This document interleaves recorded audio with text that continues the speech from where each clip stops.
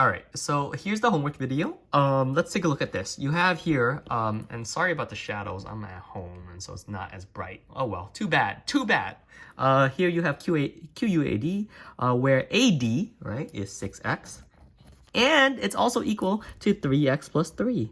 Oh my goodness. How could that be possible? If AD is both 3 is 6x and 3x plus 3, that only means one thing, right? It only means that their setup is gonna be equal to each other. There we go. And once you have a setup that's 100% equal to each other like this, you should already know then, as a result, what x is equal to. And once you know what x is equal to, all you have to do is plug in solve for AD.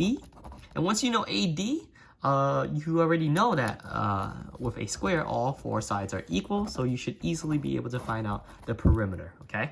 Now, let's take a look at this thing. If BAU, right, if BAU, this thing, BAU, is 5y, what's the value of y?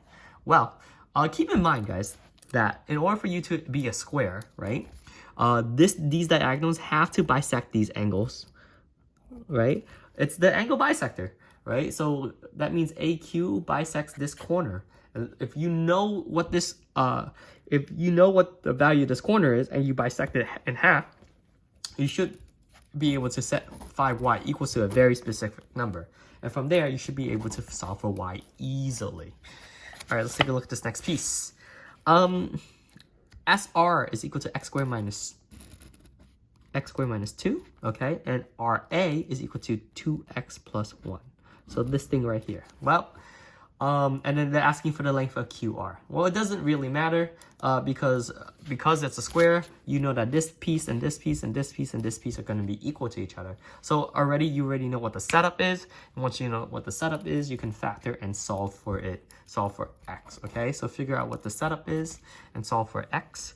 And in this case, yeah, that's it.